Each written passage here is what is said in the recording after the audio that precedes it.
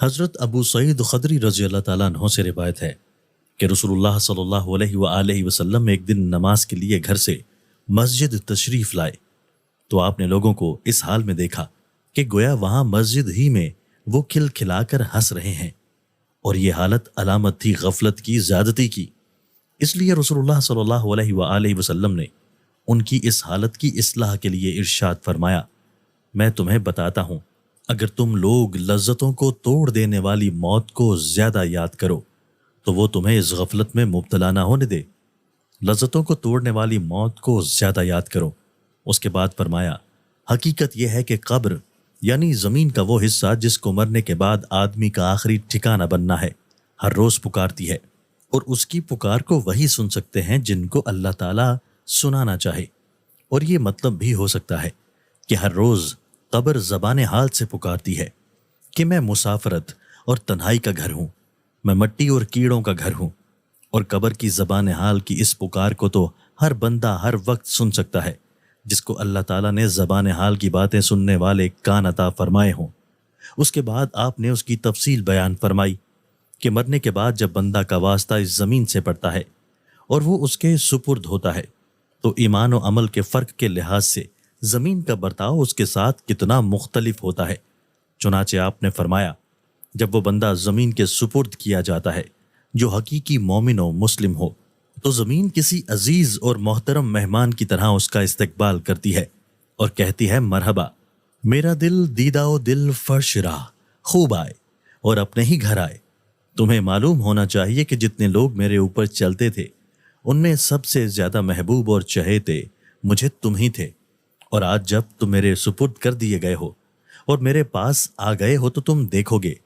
کہ تمہاری خدمت اور راحت رسانی کے لیے میں تمہارے ساتھ کیا معاملہ کرتی ہوں۔ پھر وہ زمین اس بندہ مومن کے لیے حد نگاہ تک وسیع ہو جاتی ہے اور اس کے واسطے جنت کی طرف ایک دروازہ کھول دیا جاتا ہے، اور جب کوئی سخت بدکار قسم کا آدمی، یا آپ نے فرمایا کہ ایمان نہ لانے والا آدمی زمین کے سپرد کیا جاتا ہے تو زمین اس سے کہتی ہے کہ جتنے آدمی میرے اوپر چلتے پھرتے تھے تو مجھے ان سب سے زیادہ مبغوض تھا، اور آج جب تو میرے حوالہ کر دیا گیا ہے اور میرے قبضے میں آ گیا ہے تو ابھی تو دیکھے گا کہ میں تیرے ساتھ کیا کرتی ہوں۔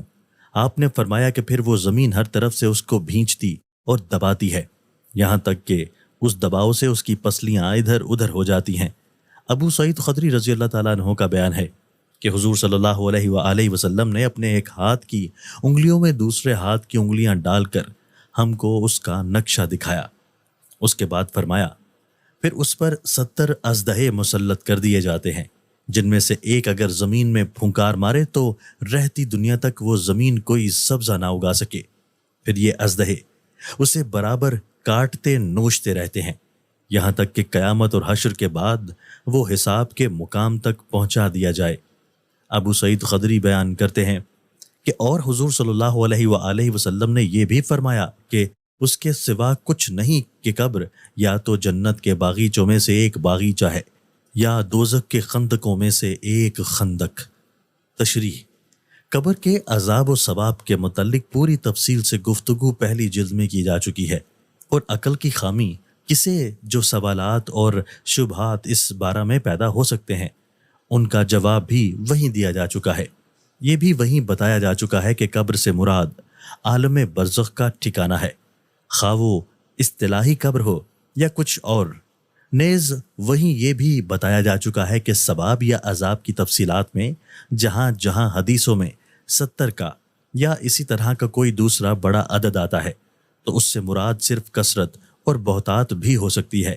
الغرض ان سب پہلوؤں پر تفصیل سے گفتگو پہلی جلد میں کی جا چکی ہے۔ یہاں تو حدیث کی اس روح کو سمجھنا چاہیے کہ بندے کو خدا سے اور آخرت کے اپنے انجام سے کسی وقت بھی غافل نہ ہونا چاہیے، اور موت اور قبر کو یاد کرنے اور یاد رکھنے کے ذریعہ غفلت کا علاج کرتے رہنا چاہیے، اور بلا شبہ یہ تیر بہدف علاج ہے۔ صحابہ میں جو تقوی، جو خوف خدا اور آخرت کی جو فکر تھی وہ رسول اللہ صلی اللہ علیہ وآلہ وسلم کے اسی طریقے علاج کا نتیجہ تھا جو آج بھی یہ اوصاف کچھ انہی بندگان خدا میں نظر آتے ہیں جنہوں نے موت اور قبر کی یاد کو اپنا وظیفہ بنا رکھا ہے۔ اللہ تعالی ہم سب کو توفیق دے کہ موت اور قبر کی یاد کے ذریعے اپنی غفلتوں کا علاج کریں اور خدا کے خوف اور خشیت اور آخرت کی فکر کو اپنی زندگی کا اساس بنائیں۔